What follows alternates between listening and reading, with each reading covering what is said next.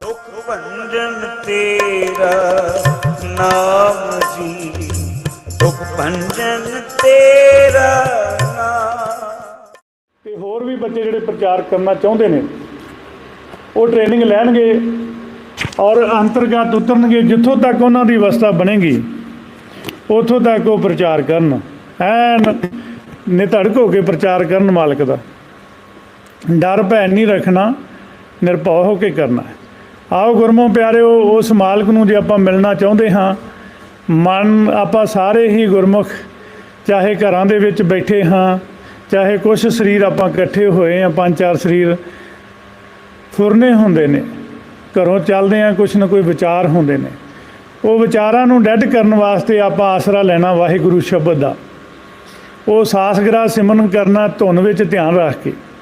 ਆਓ ਗੁਰਮੁਖ ਪਿਆਰਿਓ, ਜਿਹੜੇ ਬੱਚੇ ਟ੍ਰੇਨਿੰਗ ਲੈ ਰਹੇ ਨੇ ਅੱਜ, ਉਹਨਾਂ ਦੇ ਵਿੱਚੋਂ ਭਾਈ ਜਸਕਰਨ ਸਿੰਘ ਜੀ ਆਪ ਜੀ ਨਾਲ ਵਿਚਾਰ ਸਾਂਝੀ ਕਰਨ ਲੱਗੇ ਨੇ। ਆਓ ਆਪਾਂ ਗੁਰਮੁਖਾਂ ਤੋਂ ਵਿਚਾਰ ਸੁਣਦੇ ਹਾਂ। ਵਾਹਿਗੁਰੂ ਜੀ ਕਾ ਖਾਲਸਾ, ਵਾਹਿਗੁਰੂ ਜੀ ਕੀ ਫਤਿਹ।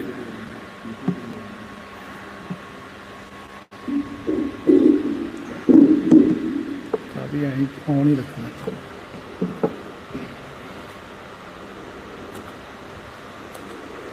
गुरु जी की साजी निवाजी, गुरु रूप, गुरु प्यारी साध संगत जीओ, बुलाओ जी फतेह। वाहिगुरु जी का खालसा, वाहिगुरु जी की फतेह। गुरमुख प्यारिओ, अपना सारिਆਂ ਦਾ ही मार्गदर्शक साहिब श्री गुरु ग्रंथ साहिब जी कर रहे हैं।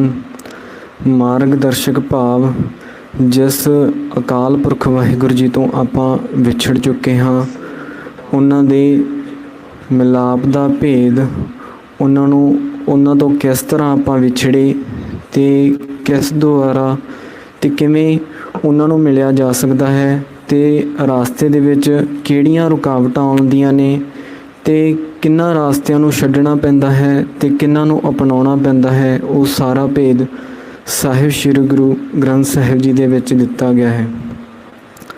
ਬਾਣੀ ਗੁਰੂ ਸਾਹਿਬਾਨ, ਭਗਤ ਜਨ, ਭੱਟ ਜਨ, ਗੁਰਸਿੱਖਾਂ ਦੀ ਆਪਣਾ ਇੱਕ ਨਿੱਜੀ ਪਰਚੀ 'ਤੇ ਲਿਖ ਕੇ ਦੇਵੇ ਅਤੇ ਆਪਾਂ ਉਹ ਪਰਚੀ ਨੂੰ ਰੋਜ਼ ਸਵੇਰੇ ਸ਼ਾਮ ਪੜ੍ਹਦੇ ਜਾਈਏ ਅਤੇ ਉਹ ਆਪਾਂ ਨੂੰ ਦਵਾਈ ਕਦੇ ਨਹੀਂ ਲੱਗ ਸਕੂਗੀ, ਕਿਉਂਕਿ ਉਹ ਇੱਕ ਪ੍ਰੈਕਟੀਕਲ ਆ। ਜਿੰਨਾ ਚਿਰ ਆਪਾਂ ਉਸ ਤਰੀਕੇ ਨੂੰ, ਜੁਗਤੀ ਨੂੰ ਪ੍ਰੈਕਟੀਕਲੀ ਆਪਣੇ ਆਪ 'ਤੇ ਅਪਣਾਉਂਦੇ ਨਹੀਂ, ਉਹਨਾਂ ਟਾਈਮ ਆਪਾਂ ਆਪਦੇ ਆਪ ਦਾ ਇਲਾਜ ਨਹੀਂ ਕਰ ਸਕਦੇ। ਇਸ ਤਰ੍ਹਾਂ ਗੁਰਬਾਣੀ ਗੁਰੂ ਆਪਣਾ ਇੱਕ ਰਸਤਾ ਵਾ, ਜਿਸ ਨੂੰ ਆਪਾਂ ਵਿਚਾਰ ਕੇ ਉਸ ਮਾਲਕ ਦੇ ਤੱਕ ਪਹੁੰਚਣਾ।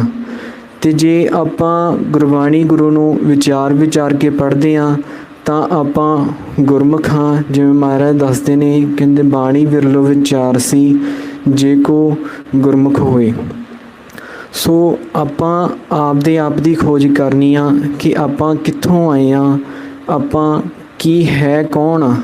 ਆਪਾਂ ਇੱਕ ਸਰੀਰ ਨਹੀਂ ਹਾਂ, ਆਪਾਂ ਇੱਕ ਮਨ ਹਾਂ। ਅਤੇ ਆਪਾਂ ਨੂੰ, ਕਿਉਂਕਿ ਆਪਾਂ ਜੇ ਆਪਾਂ ਪੜ੍ਹਨ ਅਤੇ ਸੁਣਨ ਤੱਕ ਹੀ ਸੀਮਤ ਰਹਾਂਗੇ ਤਾਂ ਆਪਾਂ ਨੂੰ ਜਿਹੜਾ ਮਨ ਨੂੰ ਸਦੀਵੀ ਦੁੱਖ ਲੱਗੇ ਹੋਏ ਨੇ ਜਾਂ ਸਦੀਵੀ ਚੈਨ ਨਹੀਂ ਹੈਗਾ, ਉਹ ਕਦੇ ਨਹੀਂ ਮਿਲ ਸਕਦਾ। ਜਿਵੇਂ ਮਹਾਰਾਜ ਦੱਸਦੇ ਨੇ, ਵੇਦ ਕਤੇਬ ਇਫਤਰਾ ਭਾਈ, ਦਿਲ ਕਾ ਫਿਕਰ ਨਾ ਜਾਏ, ਬੰਦੇ ਖੋਜ ਦਿਲ ਹਰ ਰੋਜ਼, ਨਾ ਫਿਰ ਪਰੇਸ਼ਾਨੀ ਮਾਹੇ। ਅਤੇ ਜਿੰਨਾ ਚਿਰ ਆਪਾਂ ਆਪਦੇ ਆਪ ਦੀ ਖੋਜ ਨਹੀਂ ਕਰਦੇ, ਉਹਨਾਂ ਟਾਈਮ ਜੋ ਇਹ ਮਨ ਨੂੰ ਬੇਚੈਨੀਆਂ ਦੇ ਦੁੱਖ ਲੱਗੇ ਹੋਏ ਨੇ, ਟੈਨਸ਼ਨਾਂ ਦੇ ਦੁੱਖ ਲੱਗੇ ਹੋਏ ਨੇ, ਇਹ ਸਦੀਵੀ ਕਦੇ ਨਹੀਂ ਖਤਮ ਹੋ ਸਕਦੇ ਜਿੰਨਾ ਟਾਈਮ ਆਪਾਂ ਆਪਦੇ ਆਪ ਦੀ ਖੋਜ ਨਹੀਂ ਕਰਦੇ। ਕਿਉਂਕਿ ਮਹਾਰਾਜ ਦੱਸਦੇ ਨੇ, ਪੜ੍ਹੇ ਸੁਣੇ ਕਿਆ ਹੋਈ ਜਾਤ, ਜੋ ਸਹਿਜ ਨਾ ਮਿਲਿਓ ਸੋਈ। ਵੀ ਇਕੱਲਾ ਪੜ੍ਹਨ ਦੇ ਨਾਲ ਅਤੇ ਸੁਣਨ ਦੇ ਨਾਲ ਕੁਛ ਨਹੀਂ ਹੋਣਾ, ਜਿੰਨਾ ਚਿਰ ਆਪਾਂ ਉਸ ਨੂੰ ਪ੍ਰੈਕਟੀਕਲੀ ਰਾਸਤੇ ਨੂੰ ਅਪਣਾਉਂਦੇ ਨਹੀਂ ਹੈਗੇ। ਮਾਲਕ ਨੂੰ ਸਹਿਜ ਵੀ ਕਿਹਾ ਵੀ ਉਹਨਾਂ ਟਾਈਮ ਉਸ ਮਾਲਕ ਦੀ ਪ੍ਰਾਪਤੀ ਨਹੀਂ ਹੋ ਸਕਦੀ ਜੇ ਆਪਾਂ ਸਿਰਫ ਪੜ੍ਹਨ ਅਤੇ ਸੁਣਨ ਤੱਕ ਹੀ ਸੀਮਤ ਰਹਾਂਗੇ। ਅਤੇ ਆਪਾਂ ਸਭ ਵਿਚਾਰ ਕਰਾਂਗੇ ਕਿ ਆਪਾਂ ਹੈਗੇ ਕੌਣ ਆ। ਆਪਾਂ ਆਪਦੇ ਆਪ ਦੀ ਖੋਜ ਕਰਨੀ ਆ ਅਤੇ ਆਪਣਾ ਅਸਲੀ ਮੂਲ ਕੌਣ ਆ, ਉਸ ਦੀ ਗੁਰਬਾਣੀ ਗੁਰੂ ਦੇ ਅਨੁਸਾਰ ਆਪਾਂ ਆਪਦੇ ਆਪ ਨੂੰ ਵਿਚਾਰਨਾ। ਤੇ ਆਪਾਂ ਸਾਰੀ ਇੱਕ ਮਨ ਆ, ਇੱਕ ਜੋਤ ਆ, ਤੇ ਮਾਲਕ ਨੂੰ ਵੀ ਇਸ ਮਨ ਨੇ ਹੀ ਮਿਲਾਪ ਕਰਨਾ ਵਾ, ਸਰੀਰ ਨੇ ਮਿਲਾਪ ਨਹੀਂ ਕਰਨਾ, ਕਿਉਂਕਿ ਸਰੀਰ ਇੱਕ ਦ੍ਰਿਸ਼ਟਮਾਨ ਆ ਜੋ ਨਾਸ਼ਵਾਨ ਆ। ਮਨ ਨਾਸ਼ਵਾਨ ਨਹੀਂ ਹੈਗਾ, ਮਨ ਇੱਕ ਪ੍ਰਕਾਸ਼ ਆ, ਮਨ ਤੋਂ ਜੋਤ ਸਰੂਪ ਹੈ। ਆਪਣਾ ਮੂਲ ਪਛਾਣ, ਆਪਣੇ ਮੂਲ ਦੀ ਪਹਿਚਾਣ ਕਰਨੀ ਆ, ਆਪਣੇ ਮੁੱਢ ਦੀ ਜਿਸ ਤੋਂ ਆਪਾਂ ਪੈਦਾ ਹੋਏ ਆ ਉਹ ਵੀ ਇੱਕ ਪ੍ਰਕਾਸ਼ ਆ, ਇੱਕ ਲਾਈਟ ਆ, ਨਿਰਾਕਾਰ ਆ, ਜੋ ਆਕਾਰ ਦੇ ਵਿੱਚ ਨਹੀਂ ਆਉਂਦਾ। ਪਰ ਮਨ ਇੱਕ ਨਿੱਕਾ ਜਿਹਾ ਪ੍ਰਕਾਸ਼ ਆ, ਇੱਕ ਕਿਣਕੀ ਦੀ ਤਰ੍ਹਾਂ, ਜੋ ਨੇਤਰਾਂ ਦੇ ਵਿੱਚ ਮਾਲਕ ਨੇ ਇਸ ਦੀ ਜੋਤ ਰੱਖੀ ਆ। ਇਹ ਨੇਤਰਿਓ ਮੇਰੋ ਹਰ ਤੁਮੇ ਜੋਤ ਰੱਖੀ, ਹਰ ਬਿਨ ਅਵਰਣਾ ਦੇਖਿਓ ਕੋਈ। ਤੇ ਆਪਾਂ ਆਪਦੇ ਆਪ ਦੀ ਖੋਜ ਕਰਨੀ ਆ। ਸਾਇੰਸ ਬਾਹਰੀ ਖੋਜ ਕਰਦੀ ਆ, ਬਾਹਰੀ ਵਸਤੂਆਂ ਦੀ ਖੋਜ ਕਰਦੀ ਆ, ਪਰ ਉਹ ਇੱਕ ਭਰਮ ਆ, ਦ੍ਰਿਸ਼ਟਮਾਨ ਜਿੰਨਾ ਵੀ ਕੁਛ ਆਪਾਂ ਨੂੰ ਦਿਖਦਾ ਹੈ ਸਭ ਭਰਮ ਆ, ਕਿਉਂਕਿ ਇੱਕ ਸੁਪਨੇ ਦੀ ਨਿਆਈ ਆ। ਜਿਵੇਂ ਮਹਾਰਾਜ ਦੱਸਦੇ ਨੇ, ਕਹਿੰਦੇ ਰਾਮ ਗਇਓ ਰਾਵਣ ਗਇਓ, ਜਾ ਕੋ ਬਹੁ ਪਰਿਵਾਰ, ਕਹੋ ਨਾਨਕ ਥਿਰ ਕਿਛੁ ਨਾਹੀ, ਸੁਪਨੇ ਜਿਉ ਸੰਸਾਰ। ਵੀ ਜਿਹੜਾ ਜਗਤ ਆ ਇਹ ਝੂਠ ਆ, ਇਹ ਜਗ ਰਚਨਾ ਸਭ ਝੂਠ ਹੈ। ਕਿਉਂਕਿ ਆਪਦੇ ਆਪ ਦੇ ਵਿੱਚ ਕੋਈ ਵੀ ਚੀਜ਼ ਆ ਜਿਹੜੀ ਉਹ ਦਿਖਣ ਵਾਲੀ ਉਹ ਥਿਰ ਨਹੀਂ ਹੈਗੀ। ਇੱਥੋਂ ਤੱਕ ਜਿਸ ਸਰੀਰ ਨੂੰ ਵੀ ਆਪਾਂ ਆਪਦਾ ਸਮਝਦੇ ਹਾਂ ਇਹ ਵੀ ਥਿਰ ਨਹੀਂ ਹੈਗਾ। ਜੋ ਤਨ ਉਪਜਿਆ ਸੰਗ ਹੀ, ਸੋਪੀ ਸੰਗ ਨਾ ਹੋਆ। ਤੇ ਇਸ ਤਰ੍ਹਾਂ ਮਨ ਨੇ ਹੀ ਪ੍ਰਮਾਤਮਾ ਦੇ ਨਾਲ ਮਿਲਾਪ ਕਰਨਾ, ਮਨ ਦੀਆਂ ਹੀ ਅਵਸਥਾਵਾਂ ਨੇ ਜੋ ਜਿਵੇਂ ਜਿਵੇਂ ਅੱਗੇ ਵੱਧਦਾ ਜਾਂਦਾ, ਮਨ ਹੀ ਸੰਤ ਬਣਦਾ, ਮਨ ਹੀ ਸਾਧੂ ਬਣਦਾ, ਮਨ ਹੀ ਪਹਿਲਾਂ ਸਿੱਖ ਹੁੰਦਾ, ਮਨ ਹੀ ਅੱਗੇ ਜਾ ਕੇ ਗੁਰਮੁਖ ਬਣਦਾ, ਮਨ ਹੀ ਅੱਗੇ ਜਾ ਕੇ ਬ੍ਰਹਮ ਗਿਆਨੀ ਬਣਦਾ। ਸੋ ਇਹ ਸਾਰੀਆਂ ਅਵਸਥਾਵਾਂ ਮਨ ਦੀਆਂ ਨੇ, ਤਨ ਦੀਆਂ ਨਹੀਂ ਹੈਗੀਆਂ। ਕਿਉਂਕਿ ਗੁਰਬਾਣੀ ਗੁਰੂ ਆਪਣੇ ਅੰਦਰ ਦੀ ਵਿਚਾਰ ਕਰਦੀ ਆ। ਜੋ ਬ੍ਰਹਮਿੰਡੇ ਸੋਈ ਪਿੰਡੇ, ਜੋ ਖੋਜੇ ਸੋ ਪਾਵੇ। ਵੀ ਸਭ ਕਿਛ ਘਰ ਮੈਂ ਬਾਹਰ ਨਾਹੀ, ਬਾਹਰ ਢੂੰਡਤ ਭਰਮ ਭੁਲਾਹੀ। ਵੀ ਜੋ ਸਾਇੰਸ ਜਿਸ ਤਰ੍ਹਾਂ ਬਾਹਰੀ ਖੋਜ ਕਰਦੀ ਹੈ, ਇੱਕ ਭਰਮ ਦੇ ਵਿੱਚ ਖੋਜ ਕਰਦੀ ਆ, ਕਿਉਂਕਿ ਕੁਛ ਵੀ ਸਦੀਵੀ ਨਹੀਂ ਹੈਗਾ। ਆਪਾਂ ਆਪਦੇ ਅੰਦਰ ਦੀ ਖੋਜ ਕਰਨੀ ਆ, ਵੀ ਜੋ ਵੀ ਬ੍ਰਹਿਮੰਡ ਦੇ ਵਿੱਚ ਦਿਸਦਾ ਇਹ ਆਪਣੇ ਅੰਦਰ ਵੀ ਆ। ਤੇ ਇਸ ਤਰ੍ਹਾਂ ਆਪਾਂ ਸਭ ਤੋਂ ਪਹਿਲਾਂ ਆਪਣੇ ਮਨ ਬਾਰੇ ਜਾਣਨਾ। ਤੇ ਮਨ ਉਸ ਅਕਾਲ ਪੁਰਖ ਵਾਹਿਗੁਰੂ ਜੀ ਦਾ ਇੱਕ ਬੱਚਾ ਵਾ। ਸਾਰੇ ਹੀ ਜੀਵਾਂ ਦੇ ਵਿੱਚ ਉਸ ਅਕਾਲ ਪੁਰਖ ਵਾਹਿਗੁਰੂ ਜੀ ਦੀ ਜੋਤ ਆ, ਤੇ ਸਾਰੇ ਹੀ ਆਪਾਂ ਆਪਸ ਵਿੱਚ ਭੈਣ ਭਾਈ ਆ। ਤੇ ਇਸ ਮਨ ਨੂੰ ਹੀ ਇਹ ਜੋ ਸਰੀਰ ਹੈ ਕੁਛ ਸਮੇਂ ਦੇ ਲਈ ਮਿਲਿਆ, ਕੁਛ ਵਕਤ ਦੇ ਲਈ ਮਿਲਿਆ, ਇੱਕ ਚਾਂਸ ਮਿਲਿਆ ਉਸ ਮਾਲਕ ਨੂੰ ਮਿਲਣ ਦਾ। ਭਈ ਪ੍ਰਾਪਤ ਮਾਨੁਖ ਦੇਹੁਰੀਆ, ਗੋਵਿੰਦ ਮਿਲਣ ਕੀ ਇਹ ਤੇਰੀ ਵਰੀਆ। ਅਵਰ ਕਾਜ ਤੇਰੇ ਕਿਤੇ ਨਾ ਕਾਮ, ਮਿਲ ਸਾਧ ਸੰਗਤ ਭਜ ਕੇਵਲ ਨਾਮ। ਮਹਾਰਾਜ ਕਹਿੰਦੇ ਵੀ ਤੇਰੇ ਬਾਕੀ ਦੇ ਕੰਮ ਕਾਜ ਇੰਨੇ ਮਾਇਨੇ ਨਹੀਂ ਰੱਖਦੇ, ਵੀ ਜਿੰਨਾ ਤੇਰਾ ਉਸ ਅਕਾਲ ਪੁਰਖ ਵਾਹਿਗੁਰੂ ਨੂੰ ਲੱਭਣਾ, ਉਸ ਨੂੰ ਪਾਉਣਾ ਜ਼ਰੂਰੀ ਆ। ਕਿਉਂਕਿ ਇਹ ਚਾਂਸ ਆ ਜਿਹੜਾ ਆਪਾਂ ਨੂੰ ਇੱਕੋ ਵਾਰੀ ਮਿਲਿਆ ਤੇ ਬਾਰ-ਬਾਰ ਨਹੀਂ ਮਿਲਦਾ। ਮਾਨੁਖ ਜਨਮ ਦੁਰਲਭ ਹੈ, ਮਿਲਿਆ ਨਾ ਬਾਰੰਬਾਰ। ਵੀ ਹਰ ਇੱਕ ਨੂੰ ਤੇ ਹਰ ਵਾਰ ਨਹੀਂ ਮਿਲਦਾ। ਫਿਰਤ ਬਹੁਤੇ ਜੁਗ ਹਾਰਿਓ ਮਾਨਸ ਦੇ ਲਈ। ਵੀ ਕਈ ਜੂਨਾਂ ਦੇ ਵਿੱਚੋਂ ਲੰਘ ਕੇ ਆਏ ਆ ਇਸ ਮਨੁੱਖਾ ਦੇਹ ਨੂੰ ਪਾਉਣ ਦੇ ਲਈ। ਨਾਨਕ ਕਹਿਤ ਮਿਲਣ ਕੀ ਵਰੀਆ, ਸਿਮਰਤ ਕਾਹੇ ਨਹੀਂ। ਵੀ ਇੱਕ ਉਸ ਮਾਲਕ ਨੂੰ ਪਾਉਣ ਦੀ ਇੱਕ ਵਾਰੀ, ਇੱਕ ਚਾਂਸ ਆ ਉਸ ਨੂੰ ਲੱਭਣ ਦਾ। ਤੇ ਇਸ ਤਰ੍ਹਾਂ ਆਪਾਂ ਜੇ ਉਸ ਮਾਲਕ ਨੂੰ ਲੱਭਣਾ ਚਾਹੁੰਦੇ ਹਾਂ ਤਾਂ ਸਭ ਤੋਂ ਪਹਿਲਾਂ ਆਪਾਂ ਨੂੰ ਗਿਆਨ ਹੋਣਾ ਚਾਹੀਦਾ ਵੀ ਉਸ ਨਾਮ ਦਾ। ਕਿਉਂਕਿ ਜੋ ਉਸ ਮਾਲਕ ਦੀ ਆਵਾਜ਼ ਆ, ਮੁਖ ਦੀ ਆਵਾਜ਼ ਆ, ਤੇਰਾ ਮੁਖ ਸੁਹਾਵਾ ਜੀਓ ਸਹਿਜ ਧੁਨ ਬਾਣੀ। ਜੋ ਗੁਰਬਾਣੀ ਗੁਰੂ ਨੇ ਆਪਣੇ ਮੋਹਰ ਲਾ ਕੇ ਦੱਸਿਆ ਕਿ ਉਹ ਆਵਾਜ਼ ਆ ਜਿਹੜੀ ਉਹ ਲਿਖਣ ਪੜ੍ਹਨ ਦੇ ਵਿੱਚ ਨਹੀਂ ਆਉਂਦੀ। ਕਾਗਦ ਕਲਮ ਨਾਲ ਲਿਖਣ ਹਾਰ, ਮੰਨੇ ਕਾਵਹਿ ਕਰਨ ਵਿਚਾਰ। ਐਸਾ ਨਾਮ ਨਿਰੰਜਨ ਹੋਏ, ਜੇ ਕੋ ਮਨ ਜਾਣੇ ਮਨ ਕੋਈ। ਵੀ ਉਹ ਆਵਾਜ਼ ਮਾਲਕ ਦੀ ਆਵਾਜ਼, ਜਿਸ ਨੂੰ ਗੁਰਬਾਣੀ ਦੇ ਵਿੱਚ ਸ਼ਬਦ ਵੀ ਕਿਹਾ, ਅਨਹਦ ਨਾਦ ਵੀ ਕਿਹਾ, ਸਹਿਜ ਧੁਨ ਵੀ ਕਿਹਾ, ਤੇ ਅਨਹਦ ਵਾਜੇ ਵੀ ਕਿਹਾ, ਕਈ ਨਾਵਾਂ ਦੇ ਨਾਲ ਪੁਕਾਰਿਆ ਗਿਆ। ਤੇ ਉਹ ਆਵਾਜ਼ ਹੀ ਆ ਜੋ ਉਸ ਮਾਲਕ ਦੀ ਆਵਾਜ਼ ਆ ਤੇ ਆਪਣੇ ਮਨ ਨੂੰ ਉਸ ਮਾਲਕ ਦੇ ਨਾਲ ਮਿਲਾਪ ਕਰਾ ਸਕਦੀ ਆ, ਕਿਉਂਕਿ ਉਹ ਨਾਮ ਹੀ ਅਸਲ ਦੇ ਵਿੱਚ ਹੁਕਮ ਆ। ਇੱਕੋ ਨਾਮ ਹੁਕਮ ਹੈ, ਨਾਨਕ ਸਤਿਗੁਰ ਦੀਆ ਬੁਝਾਈ ਜੀਓ। ਕਿਉਂਕਿ ਉਸ ਨਾਮ ਦੇ ਆਸਰੇ ਹੀ ਸਾਰੇ ਜੀਵ ਨੇ ਇਹ ਖੜੇ ਨੇ। ਨਾਮ ਕੇ ਧਾਰੇ ਸਗਲੇ ਜੰਤ, ਨਾਮ ਕੇ ਧਾਰੇ ਖੰਡ ਬ੍ਰਹਿਮੰਡ, ਨਾਮ ਕੇ ਧਾਰੇ ਸਿਮਰਤ ਵੇਦ ਪੁਰਾਣ, ਨਾਮ ਕੇ ਧਾਰੇ ਸੁਨਣ ਗਿਆਨ ਧਿਆਨ, ਨਾਮ ਕੇ ਧਾਰੇ ਸਗਲ ਆਕਾਰ, ਨਾਮ ਕੇ ਧਾਰੇ ਆਗਾਸ ਪਾਤਾਲ। ਵੀ ਉਹ ਜੋ ਵੀ ਤੁਹਾਨੂੰ ਦ੍ਰਿਸ਼ਟਮਾਨ ਜੀਵ ਜੰਤ ਦਿਸਦੇ ਨੇ ਜਾਂ ਬ੍ਰਹਿਮੰਡ ਦਿਸਦੇ ਨੇ, ਵੀ ਇਹ ਸਭ ਉਸ ਨਾਮ ਦੇ ਆਸਰੇ ਹੀ ਖੜੇ ਨੇ। ਨਾਮ ਹਰ ਇੱਕ ਦੇ ਅੰਦਰ ਚੱਲਦਾ, ਹਰ ਇੱਕ ਜੀਵ ਦੇ ਅੰਦਰ ਚੱਲਦਾ। ਨਾਮ ਉਸ ਅਕਾਲ ਪੁਰਖ ਵਾਹਿਗੁਰੂ ਜੀ ਦੀ ਆਵਾਜ਼। ਸੋ ਆਪਾਂ ਨੂੰ ਸਾਰਿਆਂ ਨੂੰ ਉਸ ਨਾਮ ਦਾ ਭੇਦ ਹੋਣਾ ਬਹੁਤ ਹੀ ਜ਼ਰੂਰੀ ਆ, ਕਿਉਂਕਿ ਜਿਸ ਤਰ੍ਹਾਂ ਨਵਾਂ ਮਹਿਮਾਨ ਇਸ ਦੁਨੀਆ ਦੇ ਵਿੱਚ ਆਉਂਦਾ ਤੇ ਉਸ ਨੂੰ ਸਭ ਤੋਂ ਪਹਿਲਾਂ ਆਪ ਦਾ ਪਤਾ ਹੋਣਾ ਚਾਹੀਦਾ। ਜਿਵੇਂ ਉਹ ਵੱਡਾ ਹੁੰਦਾ, ਆਪਦੇ ਮਾਂ ਪਿਓ ਦਾ ਪਤਾ ਹੋਣਾ ਚਾਹੀਦਾ ਤੇ ਆਪਦੇ ਖਾਣ ਪੀਣ ਦਾ ਪਤਾ ਹੋਣਾ ਚਾਹੀਦਾ, ਆਪਦੇ ਦਾ ਪਤਾ ਹੋਣਾ ਚਾਹੀਦਾ ਵੀ ਮੈਂ ਕਿੱਥੇ ਰਹਿਣਾ। ਜੇ ਉਹ ਆਪਦੀਆਂ ਇਹਨਾਂ ਸਾਰੀਆਂ ਮੁੱਢਲੀਆਂ ਵਸਤੂਆਂ ਨੂੰ ਜਾਂ ਆਪਦੇ ਮਾਂ ਪਿਓ ਨੂੰ ਭੁੱਲ ਜਾਊਗਾ, ਜਾਂ ਆਪਦੇ ਖਾਣ ਪੀਣ ਦੀਆਂ ਜੋ ਵਸਤੂਆਂ ਨੇ ਉਹਨਾਂ ਨੂੰ ਭੁੱਲ ਜਾਊਗਾ, ਆਪਦੇ ਰਹਿਣ ਦੀ ਥਾਂ ਨੂੰ ਭੁੱਲ ਜਾਊਗਾ, ਤਾਂ ਉਹਦਾ ਜਿਹੜਾ ਜੀਵਨ ਆ ਉਹ ਇੱਕ ਪਸ਼ੂਆਂ ਦੀ ਤਰ੍ਹਾਂ, ਅਵਾਰਾ ਪਸ਼ੂਆਂ ਦੀ ਤਰ੍ਹਾਂ ਹੋ ਜਾਊਗਾ। ਸੇਮ ਇਸੇ ਤਰ੍ਹਾਂ ਮਨ ਦੇ ਲਈ ਵੀ ਆਪਦੇ ਆਪ ਨੂੰ ਪਹਿਚਾਨਣਾ ਬਹੁਤ ਜ਼ਰੂਰੀ ਆ ਵੀ ਮੈਂ ਹੈਗਾ ਕੌਣ। ਆਪਾਂ ਸਾਰੇ ਆਪਣੇ ਆਪ ਨੂੰ ਸਰੀਰ ਸਮਝਦੇ ਹਾਂ, ਪਰ ਆਪਾਂ ਇੱਕ ਸਰੀਰ ਨਹੀਂ ਹੈਗੇ। ਆਪਾਂ ਇੱਕ ਮਨ ਆ, ਇੱਕ ਲਾਈਟ ਆ, ਇੱਕ ਜੋਤ ਆ। ਜੋ ਜਿਸ ਤਰ੍ਹਾਂ ਮਨ ਆਪਾਂ ਆਪਦੇ ਆਪ ਨੂੰ ਸ਼ੀਸ਼ੇ ਦੇ ਵਿੱਚ ਦੇਖਦੇ ਹਾਂ ਤੇ ਸ਼ੀਸ਼ੇ ਦੇ ਵਿੱਚ ਦੇਖਣ ਸਾਰ ਆਪਾਂ ਆਪਦੇ ਆਪ ਨੂੰ ਭੁੱਲ ਜਾਂਦੇ ਹਾਂ ਜੋ ਅਸਲ ਹੁੰਦਾ। ਜੋ ਸ਼ੀਸ਼ੇ ਦੇ ਵਿੱਚ ਦਿਸਦਾ ਉਹਨੂੰ ਹੀ ਅਸਲ ਸਮਝ ਬੈਠਦੇ ਹਾਂ ਕਿ ਅਸਲੀਅਤ ਉਹੀ ਆ।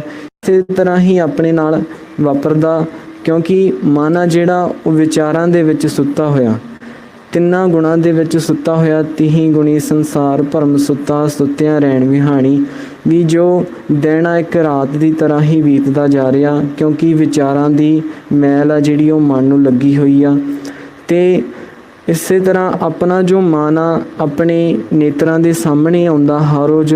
ਇਹ ਕਰਵੱਟਿਆਂ ਦਾ ਜੋ ਆਪਣੇ ਨੱਕ ਦੀ ਦੜ ਤੇ ਕਰਵੱਟਿਆ, ਇਸ ਤੋਂ ਉੱਪਰਲਾ ਇਲਾਕਾ ਜੋ ਪ੍ਰਲੋਕ ਦਾ ਇਲਾਕਾ ਸ਼ੁਰੂ ਹੋ ਜਾਂਦਾ ਤੇ ਇਸ ਤੋਂ ਥੱਲੇ ਲੋਕ ਦਾ ਇਲਾਕਾ।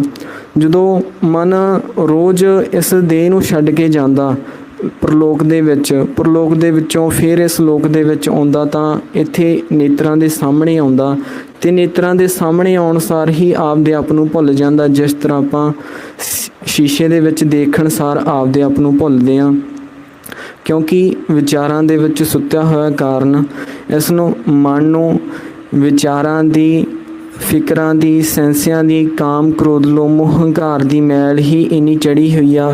ਇਸ ਮਨ ਕੋ ਜਨਮ ਜਨਮ ਕੀ ਮਲ ਲਾਗੀ, ਕਾਲਾ ਹੋਆ ਸ਼ਿਆਹੂ। ਵੀ ਜਿਸ ਦੇ ਕਾਰਨ ਇਹ ਆਪਦੇ ਆਪ ਦੀ ਪਹਿਚਾਣ ਭੁੱਲ ਗਿਆ ਵੀ ਮੈਂ ਹੈਗਾ ਕੌਣ। ਸੋ ਉਹ ਮਨ ਤੋਂ ਜਿਹੜੀ ਮੈਲ ਆ ਉਹ ਨਾਮ ਦੇ ਦੁਆਰਾ ਹੀ ਲੈਣੀ ਆ। ਜਿਵੇਂ ਮਹਾਰਾਜ ਦੱਸਦੇ ਨੇ, ਮੂਤ ਪਲੀਤੀ ਕੱਪੜ ਹੋਏ, ਦੇ ਸਾਬਣ ਲਈਏ ਉਹ ਧੋਏ, ਭਰੀਏ ਮਤ ਪਾਪਾਂ ਕੇ ਸੰਗ, ਉਹ ਧੋਪੇ ਨਾਵੇਂ ਕੇ ਰੰਗ। ਉਹ ਮੈਲ ਆ ਜਿਹੜੀ ਵਿਚਾਰਾਂ ਰੂਪੀ ਮੈਲ ਆ, ਉਹ ਸਿਰਫ ਤੇ ਸਿਰਫ ਨਾਮ ਦੇ ਦੁਆਰਾ ਹੀ ਲੈਣੀ ਆ। ਕਿਉਂਕਿ ਜੇ ਆਪਾਂ ਵਿਚਾਰਾਂ ਨੂੰ ਮਾਰਾਂਗੇ ਤਾਂ ਆਪਾਂ ਆਉਣ ਜਾਣ ਦੇ ਜੋ ਜੰਮਣ ਮਰਨ ਦਾ ਦੁੱਖ ਇਸ ਮਨ ਨੂੰ ਲੱਗਿਆ ਹੋਇਆ ਉਹ ਮਿਟ ਜੂਗਾ। ਵਿਚਾਰ ਮਾਰੇ ਤਰੇ ਤਾਰੇ ਉਲਟ ਜੋਨ ਨਾ ਆਵੇ। ਇਹ ਜੋ ਦੇਹੀ ਹੈ ਸਰੀਰ ਆ, ਉਸ ਮਾਲਕ ਨੂੰ ਮਿਲਣ ਦੇ ਲਈ ਮਿਲਿਆ ਤੇ ਇਸ ਦੇ ਵਿੱਚ ਰਹਿੰਦਿਆਂ ਉਸ ਨਾਮ ਦੀ ਪਹਿਚਾਣ ਕਰਨੀ ਬਹੁਤ ਜ਼ਰੂਰੀ ਆ। ਜੇ ਆਪਾਂ ਉਸ ਨਾਮ ਦੀ ਪਹਿਚਾਣ ਨਹੀਂ ਕਰਾਂਗੇ, ਆਪਦੇ ਮੂਲ ਦੀ ਪਹਿਚਾਣ ਨਹੀਂ ਕਰਾਂਗੇ, ਆਪਦੇ ਆਪ ਦੀ ਪਹਿਚਾਣ ਨਹੀਂ ਕਰਾਂਗੇ, ਤਾਂ ਆਪਾਂ ਨੂੰ ਵੀ ਜਿਹੜਾ ਜੰਮਣ ਮਰਨ ਦਾ ਦੁੱਖ ਆ ਜਿਹੜਾ ਉਹ ਚੱਲਣਾ ਪਊਗਾ। ਜਿਵੇਂ ਮਹਾਰਾਜ ਦੱਸਦੇ ਨੇ, ਜਿਨੀ ਗੁਰਮੁਖ ਨਾਮ ਨਾ ਬੁੱਝਿਓ, ਸੋ ਮਰ ਜਨਮੇ ਆਵੇ ਜਾਵੇ। ਇਸ ਤਰ੍ਹਾਂ ਇਹ ਆਪਾਂ ਨੂੰ ਇੱਕ ਚਾਂਸ ਮਿਲਿਆ। 84 ਲੱਖ ਜੂਨ ਦੇ ਵਿੱਚ ਇੱਕ ਮੌਕਾ ਮਿਲਿਆ। 184 ਜੋਨ ਸਬਾਈ ਮਾਨਸ ਜਾਤ ਕੋ ਪ੍ਰਭ ਦੀ ਵਡਿਆਈ ਇਸ ਪੌੜੀ ਤੇ ਜੋ ਨਰ ਚੁੱਕੇ ਆਏ ਜਾਏ ਦੁੱਖ ਪਾਏਂਦਾ। ਜਿਸ ਤਰ੍ਹਾਂ ਆਪਾਂ ਕਹਿੰਦੇ ਆ ਵੀ ਨਿਸ਼ਾਨਾ ਚੁੱਕ ਗਿਆ ਵੀ ਮਤਲਬ ਕਿ ਸਾਈਡ ਤੋਂ ਦੀ ਲੰਘਿਆ ਜਾਏ ਇੱਦਾਂ, ਉਸ ਤਰ੍ਹਾਂ ਇਹ ਆਪਾਂ ਜੋ ਨਿਸ਼ਾਨਾ ਇੱਕ ਮਾਲਕ ਨੂੰ ਮਿਲਿਆ ਜੀ ਆਪਾਂ ਇਸ ਤੋਂ ਖੁੰਝਦੇ ਹਾਂ ਤਾਂ ਆਪਾਂ ਨੂੰ ਵੀ ਜਿਹੜਾ 84 ਲੱਖ ਦਾ ਗੇੜਾ ਉਹ ਝੱਲਣਾ ਪਊਗਾ। ਸੋ ਇੱਕੋ ਇੱਕ ਨਾਮ ਹੀ ਆ ਜਿਸ ਨੇ ਆਪਣਾ ਦਰਗਾਹ ਦੇ ਵਿੱਚ ਮੁੱਖ ਉਜਲਾ ਕਰਨਾ। ਜਿਨੀ ਨਾਮ ਧਿਆਇਆ ਗਏ ਮਸ਼ਕਤ ਘਾਲ ਨਾਨਕ ਤੇ ਮੁਖੀ ਉਜਲੇ ਕੀਤੀ ਛੁੱਟੀ ਨਾਲ। ਤਾਂ ਹੀ ਉਸ ਨਾਮ ਦੇ ਦੁਆਰਾ ਹੀ ਆਪਣੀ ਜਿਹੜੀ ਜੰਮਣ ਮਰਨ ਤੋਂ ਮੁਕਤੀ ਹੋਣੀ ਆ।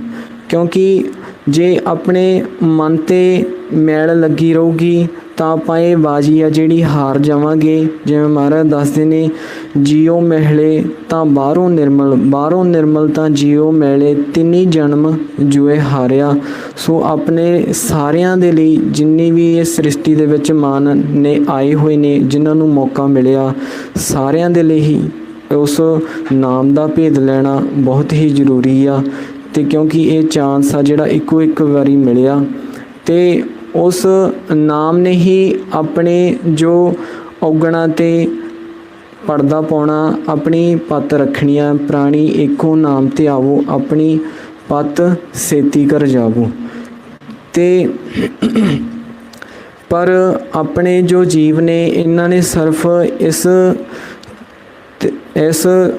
ਆਪਦੀ ਲਾਈਫ ਨੂੰ ਇੱਥੋਂ ਤੱਕ ਹੀ ਸਮਝ ਲਿਆ ਵੀ ਵਧੀਆ ਖਾ ਲਓ, ਵਧੀਆ ਹੰਢਾ ਲਓ, ਵੀ ਵਧੀਆ ਪਹਿਨ ਲਓ ਤੇ ਇਹੀ ਸਾਰਾ ਕੁਛ ਆ। ਜਿਵੇਂ ਮਹਾਰਾਜ ਦੱਸਦੇ ਨੇ ਕਹਿੰਦੇ ਖਾਣਾ ਪੀਣਾ ਹੱਸਣਾ ਸੌਣਾ ਵਿਸਰ ਗਿਆ ਹੈ ਮਰਨਾ। ਕਹਿੰਦੇ ਇਹਨਾਂ ਨੂੰ ਸਿਰਫ ਇਹੀ ਕੁਛ ਯਾਦ ਰਹਿ ਗਿਆ ਪਰ ਇਹਨਾਂ ਨੂੰ ਆਪਣੀ ਮੌਤ ਆ ਜਿਹੜੀ ਉਹ ਭੁੱਲ ਗਈ ਵੀ ਅਸੀਂ ਇੱਕ ਦਿਨ ਇਸ ਜੱਗ ਤੋਂ ਚਲੇ ਜਾਣਾ। ਖਸਮ ਵਿਸਾਰ ਖੁਆਰੀ ਕਿੰਨੀ ਆਪਦੇ ਆਪ ਦੇ ਨਾਲ ਕਹਿੰਦੇ ਖੁਆਰੀ ਹੀ ਕਰੀ ਜਾ ਰਹੇ ਨੇ ਤੇ ਖਸਮ ਵਿਸਾਰ ਖੁਆਰੀ ਕਿੰਨੀ ਇਹ ਤ੍ਰਿਕ ਜੀਵਨ ਨਹੀਂ ਰਹਿਣਾ। ਕਹਿੰਦੇ ਜਿਹੜਾ ਇਹ ਜੀਵਨ ਆ ਤੁਹਾਡਾ ਹਮੇਸ਼ਾ ਨਹੀਂ ਰਹਿਣਾ। ਵੀ ਪ੍ਰਾਣੀ ਇੱਕੋ ਨਾਮ ਤੇ ਆਵੋ ਆਪਣੀ ਪੱਤ ਸੇਤੀ ਕਰ ਜਾਵੋ। ਵੀ ਉਸ ਨਾਮ ਨੂੰ ਧਿਆਓ, ਉਸ ਨਾਮ ਦਾ ਭੇਦ ਲਓ ਜਿਸ ਨੇ ਤੁਹਾਡੀ ਇੱਜ਼ਤ ਤੇ ਪਰਦਾ ਪਾਉਣਾ। ਕਿਉਂਕਿ ਉਹ ਨਾਮ ਦੇ ਦੁਆਰਾ ਹੀ ਆਪਣੇ ਮਨਾਂ ਤੋਂ ਮੈਲ ਲੈਣੀ ਆ ਤੇ ਉਹ ਨਾਮ ਹੀ ਸਾਰਾ ਕੁਛ ਆ। ਨਾਮ ਹੀ ਆਪਣਾ ਮਨ ਦੀ ਜਿਹੜੀ ਖੁਰਾਕ ਆ। ਮਨ ਕਾ ਤੋਸਾ ਹਰ ਨਾਮ ਹੈ। ਜਿਸ ਤਰ੍ਹਾਂ ਆਪਾਂ ਆਪਣੇ ਸਰੀਰ ਨੂੰ ਬਲਵਾਨ ਰੱਖਣ ਦੇ ਲਈ ਇਸ ਨੂੰ ਵਧੀਆ ਤਾਕਤਵਰ ਰੱਖਣ ਦੇ ਲਈ ਇਸ ਨੂੰ ਵਧੀਆ ਖਾਣ ਪੀਣ ਦਾ ਪ੍ਰਬੰਧ ਕਰਦੇ ਹਾਂ ਤੇ ਕੱਪੜਾ ਲੀੜਾ ਵਧੀਆ ਮੁਹੱਈਆ ਕਰਾਉਂਦੇ ਵੀ ਇਹ ਤੰਦਰੁਸਤ ਰਵੇ। ਇਸੇ ਤਰ੍ਹਾਂ ਇਸ ਆਪਣੇ ਜੋ ਮਨ ਨੇ ਇਹਨਾਂ ਦਾ ਵੀ ਖਿਆਲ ਰੱਖਣਾ ਬਣਦਾ। ਕਿਉਂਕਿ ਮਨ ਕਮਜ਼ੋਰ ਹੋਣ ਦੇ ਕਾਰਨ ਖੁਰਾਕ ਤੋਂ ਵਾਂਝਾ ਹੋਣ ਦੇ ਕਾਰਨ ਹੀ ਇਹ ਇੰਨਾ ਕਮਜ਼ੋਰ ਹੋ ਚੁੱਕਿਆ ਵੀ ਮਾੜੇ ਵਹਿਮਾਂ ਭਰਮਾਂ ਨਿੱਕੇ ਚੀਜ਼ਾਂ ਦਾ ਵਹਿਮ ਭਰਮ ਕਰਦਾ। ਕਿਉਂਕਿ ਇਹ ਆਪਦੀ ਖੁਰਾਕ ਤੋਂ ਦੂਰ ਹੋ ਚੁੱਕਿਆ। ਅੰਮ੍ਰਿਤ ਰਸ ਹਰ ਰਸ ਨਾਮ ਰਸ ਤੋਂ ਦੂਰ ਹੋ ਚੁੱਕਿਆ ਜਿਹਦੇ ਕਾਰਨ ਪਲ ਤੇ ਇਹ ਡਰਦਾ। ਤੇ ਇਸੇ ਤਰ੍ਹਾਂ ਉਸ ਖੁਰਾਕ ਜੋ ਮਨ ਦੀ ਅਸਲ ਖੁਰਾਕ ਆ ਉਸ ਦਾ ਭੇਦ ਹੋਣਾ ਬਹੁਤ ਜ਼ਰੂਰੀ ਆ ਤੇ ਆਪਦੇ ਘਰ ਦਾ ਭੇਦ ਹੋਣਾ ਵੀ ਜ਼ਰੂਰੀ ਆ ਵੀ ਮਨ ਦਾ ਅਸਲ ਘਰ ਹੈਗਾ ਕਿੱਥੇ ਆ। ਜਿਹਨੂੰ ਆਪਾਂ ਹਰ ਰੋਜ਼ ਪੜ੍ਹਦੇ ਹਾਂ ਵੀ ਥਿਰ ਕਰ ਵੈਸੋ ਹਰਜਨ ਪਿਆਰੇ ਸਤਿਗੁਰ ਤੁਮਰੇ ਕਾਜ ਸਵਾਰੇ। ਜਿਹਨੂੰ ਗੁਰਬਾਣੀ ਗੁਰੂ ਦੇ ਵਿੱਚ ਥਿਰ ਕਰ ਨਿਜ ਮਹਿਲ ਬੇਗਮਪੁਰਾ ਸ਼ਹਿਰ ਚੌਥਾ ਪਦ ਇਹ ਨਾਵਾਂ ਦੇ ਨਾਲ ਦੱਸਿਆ ਗਿਆ ਹੈ। ਉਹ ਮਨ ਦਾ ਅਸਲ ਘਰ ਹੈ ਜਿੱਥੇ ਮਾਲਕ ਆਪ ਵਸਦਾ, ਜਿਸ ਨੂੰ ਦਸਮ ਦੁਆਰ ਵੀ ਕਿਹਾ ਗਿਆ ਜੋ ਸੂਖਮ ਆ ਜਿੱਥੇ ਮਾਲਕ ਵਸਦਾ ਤੇ ਉਸਦੇ ਮਨ ਬੱਚੇ ਨੇ ਵੀ ਜਾ ਕੇ ਉੱਥੇ ਹੀ ਵਸਣਾ। ਇਹ ਜੋ ਸਰੀਰ ਹੈ ਇਸ ਤੇ 10 ਦਰਵਾਜ਼ੇ ਮੌਜੂਦ ਨੇ, 9 ਦਰਵਾਜ਼ੇ ਮੌਜੂਦ ਨੇ ਪਰ ਜੋ 10ਵਾਂ ਹੈ ਉਹ ਗੁਪਤਾ ਇਸ ਦੇ ਹੀ 9 ਦਰਵਾਜ਼ੇ ਪ੍ਰਗਟ ਕੀਏ 10ਵਾਂ ਗੁਪਤ ਰਖਾਇਆ। ਜਿਸ ਤਰ੍ਹਾਂ 9 ਦਰਵਾਜ਼ੇ 2 ਅੱਖਾਂ 2 ਨੱਕ 2 ਕੰਨ 1 ਮੁੱਖ ਤੇ 2 ਜੋ ਆਪਾਂ ਬਾਹਰ ਅੰਦਰ ਮਲ ਮੂਤਰ ਦੇ ਲਈ ਜਾਂਦੇ ਹਾਂ। ਇਹ ਜੋ 9 ਦਰਵਾਜ਼ੇ ਪ੍ਰਗਟ ਕੀਏ 10ਵਾਂ ਗੁਪਤ ਰਖਾਇਆ ਵੀ ਜਿਨ੍ਹਾਂ ਦੇ ਆਸਰੇ ਮਨ ਆ ਜਿਹੜਾ 9 ਦਰਵਾਜ਼ਿਆਂ ਦੇ ਆਸਰੇ ਇਸ ਦੇਹੀ ਦੇ ਵਿੱਚ ਐਂਟਰ ਹੁੰਦਾ। ਪਰ ਇਹਨਾਂ 9 ਦਰਵਾਜ਼ਿਆਂ ਦੇ ਵਿੱਚੋਂ ਹੀ ਨਿਕਲ ਕੇ ਉਸ 10ਵੇਂ ਦਰਬਾਰ ਦੇ ਵਿੱਚ ਐਂਟਰ ਹੁੰਦਾ, ਜੋ ਸੂਖਮ ਆ, ਜਿੱਥੇ ਇਸ ਦਾ ਅਸਲ ਘਰ ਆ, ਜਿੱਥੇ ਮਾਲਕ ਆਪ ਵਸਦਾ। ਉਹ ਜੋ ਸੂਖਮ ਇਲਾਕਾ ਹੈ, ਜੋ 10ਵਾਂ ਦਵਾਰ ਹੈ, ਉਹ ਇਸ ਤੋਂ ਉੱਪਰ ਸ਼ੁਰੂ ਹੁੰਦਾ, ਕਿਉਂਕਿ ਇਹ ਜੋ ਕਰਵੱਟਿਆਂ ਦੀ ਤੇ ਨੱਕ ਦੀ ਦੜ ਹੈ, ਇਹ ਲੋਕ ਦੀ ਤੇ ਪਰਲੋਕ ਦੀ ਹੱਦ ਹੈ। ਤੇ ਇਸ ਤੋਂ ਜੋ ਥੱਲੇ ਵਾਲਾ ਇਲਾਕਾ ਹੈ, ਇਸ ਇਲਾਕੇ ਦੇ ਵਿੱਚ ਪੌਣ ਦੇ ਇਲਾਕੇ ਦੇ ਵਿੱਚ ਜਿਹੜਾ ਤ੍ਰੈ ਗੁਣਾਂ ਦਾ ਖੇਲ ਚੱਲਦਾ ਹੈ, ਰਜੋ ਗੁਣ, ਤਮੋ ਗੁਣ, ਸਤੋ ਗੁਣ, ਉਹ ਵਿਚਾਰਾਂ ਦੇ ਹੱਟ ਬਣੇ ਹੋਏ ਨੇ, ਜਿੱਥੇ ਮਨ ਰੋਜ਼ ਆਪਦੇ ਬਦਲ ਕੇ ਰੂਪ ਲੈ ਕੇ ਆਉਂਦਾ ਤੇ ਸੌਦਾ ਖਰੀਦਣ ਦੇ ਲਈ ਇਹਨਾਂ ਤਿੰਨਾਂ ਹੱਟਾਂ 'ਤੇ ਵਿਚਰਦਾ। ਪਰ ਇਸ ਤੋਂ ਉੱਪਰ ਰੋਜ਼ ਇਸ ਇਲਾਕੇ ਨੂੰ ਛੱਡਦਾ ਤੇ ਚੌਥੇ ਪਦ ਦੇ ਵਿੱਚ ਜਾਂਦਾ, ਜੋ ਸੂਖਮ ਆ ਤੇ ਜਿੱਥੇ ਮਾਲਕ ਆਪ ਵਸਦਾ। ਤਾਈਓ ਗੁਰਬਾਣੀ, ਗੁਰੂ ਦੀ ਸ਼ੁਰੂਆਤ ਆ ਜਿਹੜੀ ਗੁਰੂ ਨਾਨਕ ਦੇਵ ਪਾਤਸ਼ਾਹ ਜੀ ਨੇ 1 ਤੋਂ ਕੀਤੀ, ਫਿਰ ਓਂਕਾਰ ਲਿਖਿਆ, ਕਿਉਂਕਿ ਮਾਲਕ ਆ ਜਿਹੜਾ ਉੱਚੇ ਉੱਪਰ ਉੱਚਾ ਨਾਉ ਏਵੜ ਉੱਚਾ ਹੋਵੇ ਕੋਈ, ਤਿਸ ਉੱਚੇ ਕੋ ਜਾਣੇ ਸੋਏ। ਵੀ ਜੋ ਆਪਣੀ ਸਰੀਰ ਦੀ ਉੱਚਾ ਸਿਰਾ, ਉਹ ਇਹ ਸਰੀਰ ਆ, ਸਿਰਾ ਜੋ ਜਿਹਨੂੰ ਜਿੱਥੇ ਕੇਸਾਂ ਦਾ ਗੜ ਮੌਜੂਦ ਆ, ਜਿੱਥੇ ਜ਼ਿਆਦਾ ਮਾਤਰਾ ਦੇ ਵਿੱਚ ਕੇਸ ਨੇ, ਕਿਉਂਕਿ ਇੱਥੇ ਮਾਲਕ ਆਪ ਵਸਦਾ ਤੇ ਇੱਥੇ ਹੀ ਉਸ ਦਾ ਨਾਮ ਆ ਜਿਹੜਾ ਉਹ ਮੌਜੂਦ ਆ। ਤੇ ਤਾਈਓ ਜੋ ਥੱਲੇ ਵਾਲਾ ਇਲਾਕਾ, ਉਹ ਤ੍ਰੈ ਗੁਣਾਂ ਦਾ ਇਲਾਕਾ ਸ਼ੁਰੂ ਹੁੰਦਾ। ਜਿਵੇਂ ਮਹਾਰਾਜ ਨੇ ਪਹਿਲਾਂ 1 ਲਿਖਿਆ, ਫਿਰ ਓਂਕਾਰ ਲਿਖਿਆ, ਪਹਿਲਾਂ ਤੀਆ 3 ਬਣਾਇਆ ਓਟ ਦੇ ਵਿੱਚ, ਜਿਹਨੂੰ ਆਪਾਂ ਓਟ ਕਹਿ ਦਿੰਦੇ ਹਾਂ। ਵੀ ਊੜੇ ਦੇ ਵਿੱਚ ਪਹਿਲਾਂ ਤੀਆ ਬਣਾਇਆ, ਜੋ ਇੱਕ ਤ੍ਰੈ ਗੁਣਾਂ ਦੀ ਨਿਸ਼ਾਨੀ ਆ, ਜਿਸ ਦੇ ਵਿੱਚ ਇਲਾਕੇ ਦੇ ਵਿੱਚ, ਵਿਚਾਰਾਂ ਦੇ ਇਲਾਕੇ ਦੇ ਵਿੱਚ, ਇੱਕ ਪ੍ਰਦੇਸ਼ ਦੇ ਵਿੱਚ ਮਨ ਆ ਜਿਹੜਾ ਰੋਜ਼ ਖੇਡਣ ਦੇ ਲਈ ਆਉਂਦਾ ਵਾ। ਤੇ ਇਸ ਇਲਾਕੇ ਨੂੰ ਛੱਡ ਕੇ ਹੀ ਫਿਰ ਉਸ ਚੌਥੇ ਪਦ ਦੇ ਵਿੱਚ ਜਾਂਦਾ, ਜਿਸ ਤਰ੍ਹਾਂ ਮਹਾਰਾਜ ਜੀ ਨੇ ਆਪਾਂ ਨੂੰ ਦਰਸਾਇਆ, ਊੜੇ ਦਾ ਉੱਪਰ ਮੂੰਹ ਖੋਲ ਕੇ ਦਰਸਾਇਆ ਵੀ ਚੌਥਾ ਪਦ ਆ ਜਿਹੜਾ ਉਹ ਉੱਪਰ ਆ, ਜਿੱਥੇ ਮਾਲਕ ਆਪ ਵਸਦਾ। ਸੋ ਇਹ ਜੋ ਦਿਨ ਤੇ ਰਾਤ ਦਾ ਖੇਡ ਹੈ, ਦਿਵਸ ਰਾਤ ਦੋਇ ਦਾਈ ਦਾਇਆ, ਖੇਲੇ ਸਗਲ ਜਗਤ, ਵੀ ਸਾਰਾ ਹੀ ਜੱਗ ਖੇਡਦਾ। ਤੇ ਖੇਡ ਉਦੋਂ ਹੀ ਸ਼ੁਰੂ ਹੁੰਦੀ ਆ ਤੇ ਖੇਡ ਦੇ ਵਿੱਚ ਜਿੱਤ ਹਾਰ ਵੀ ਉਦੋਂ ਹੀ ਤੈਅ ਹੁੰਦੀ ਆ, ਜਦੋਂ 2 ਧਿਰਾਂ ਖੇਡ ਦੇ ਵਿੱਚ ਮੌਜੂਦ ਹੋਣ।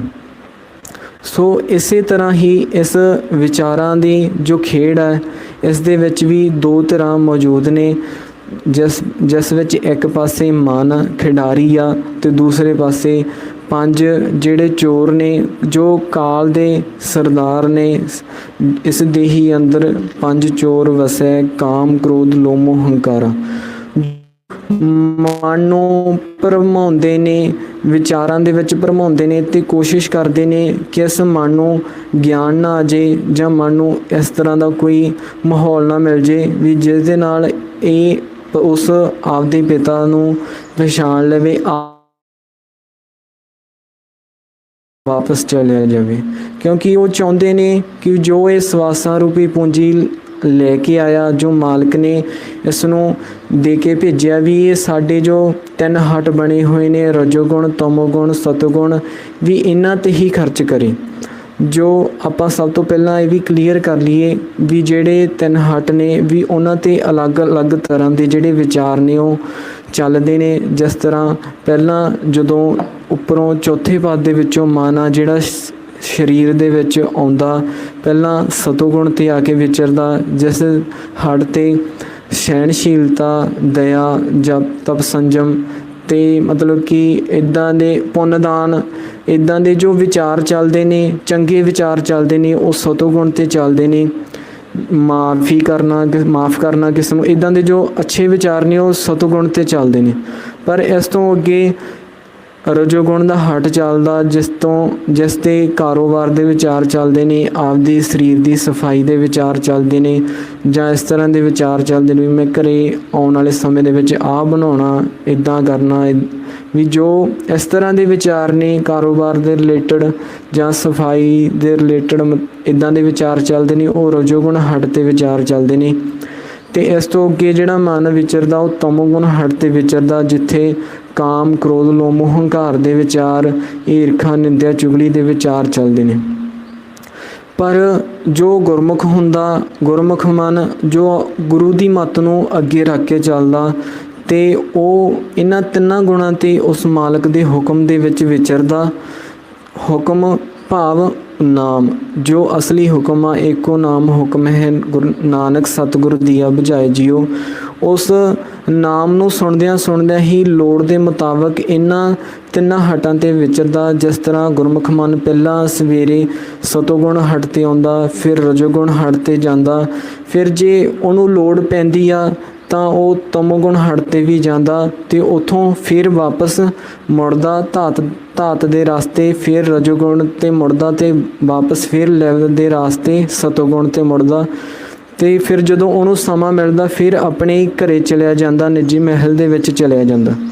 ਪਰ ਜੋ ਮਨਮੁਖ ਮਨ ਨੇ, ਜੋ ਮਨ ਮਤ ਨੂੰ ਅੱਗੇ ਰੱਖ ਕੇ ਚੱਲਦੇ ਨੇ, ਉਹ ਉਸ ਨਾਮ ਨੂੰ ਭੁੱਲ ਜਾਂਦੇ ਨੇ, ਕਿਉਂਕਿ ਉਹ ਵਿਚਾਰਾਂ ਦੇ ਵਿੱਚ ਸੁੱਤੇ ਹੋਏ ਨੇ। ਉਹਨਾਂ ਨੂੰ ਆਪਦੇ ਆਪ ਦੀ ਜਿਹੜੀ ਪਹਿਚਾਣ ਆ ਉਹ ਭੁੱਲ ਗਈ, ਆਪਦਾ ਰੁਤਬਾ ਭੁੱਲ ਗਿਆ ਵੀ ਅਸੀਂ ਇੱਕ ਰਾਜੇ ਆ, ਪਰ ਭਿਖਾਰੀ ਦਾ ਰੂਪ ਲੈ ਲਿਆ। ਰਾਜੇ ਭਾਵ ਜੋ ਜਿਨ੍ਹਾਂ ਦੇ ਅੰਡਰ ਸਾਰੀ ਜਿਹੜੀ ਹੁਕੂਮਤ ਚੱਲਦੀ ਆ, ਜਿਹਦੇ ਹੁਕਮ ਚੱਲਦਾ, ਕਾਇਆ ਨਗਰੀ ਏਮਨ ਰਾਜਾ।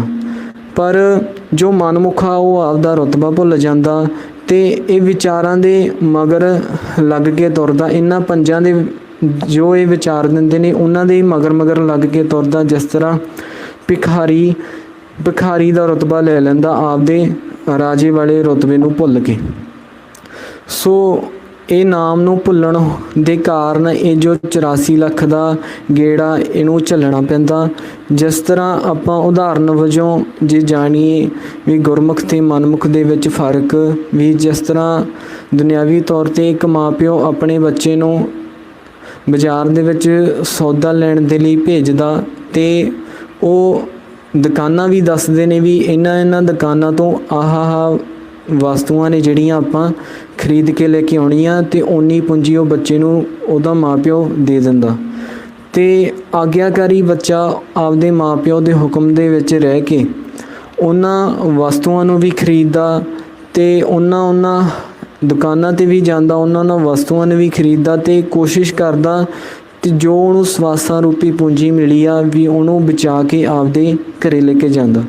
ਤੇ ਜਦੋਂ ਇਹ ਸਿਚੁਏਸ਼ਨ ਨੂੰ ਦੇਖ ਕੇ ਮਾਂ-ਪਿਓ ਉਸ 'ਤੇ ਬੜਾ ਖੁਸ਼ ਹੁੰਦਾ ਤੇ ਜੋ ਬੱਚਾ ਆਗਿਆਕਾਰੀ ਨਹੀਂ ਹੁੰਦਾ ਉਹ ਕੋਸ਼ਿਸ਼ ਕਰਦਾ ਆਪਦੇ ਲਾਲਚ ਨੂੰ ਪੂਰਾ ਕਰਨ ਦੇ ਲਈ ਉਹ ਉਹਨਾਂ ਦੁਕਾਨਾਂ ਨੂੰ ਛੱਡ ਕੇ ਕਿਤੇ ਹੋਰ ਵੀ ਜਾ ਸਕਦਾ, ਜਾਂ ਜੋ ਵਸਤੂਆਂ ਉਹਨੂੰ ਘਰੋਂ ਕਹਿ ਕੇ ਭੇਜਿਆ ਸੀ ਉਹ ਵੀ ਨਹੀਂ ਖਰੀਦ ਕੇ ਲਿਆਉਂਦਾ, ਨਾਲ ਹੋਰ ਵੀ ਚੱਕ ਲਿਆਂਦੀਆਂ ਜਾਂਦੀਆਂ ਵੀ ਜੋ ਉਹਨੂੰ ਚੰਗੀਆਂ ਲੱਗਦੀਆਂ।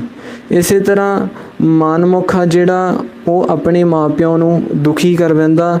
ਇਸ ਤਰ੍ਹਾਂ ਜੋ ਮਨਮੁਖ ਨੇ ਉਹ ਆਪਣੇ ਮਾਂ-ਪਿਓ ਦੀ ਜੋ ਹਰ ਜੀ ਮਾਤਾ ਹਰ ਜੀ ਪਿਤਾ ਹਮ ਹਰ ਕੇ ਬਾਲਕ, ਵੀ ਜੋ ਆਪਣਾ ਅਸਲੀ ਮਾਤਾ ਪਿਤਾ ਉਸ ਦੀ ਪ੍ਰਤੀਤ ਖੋ ਦਿੰਦਾ।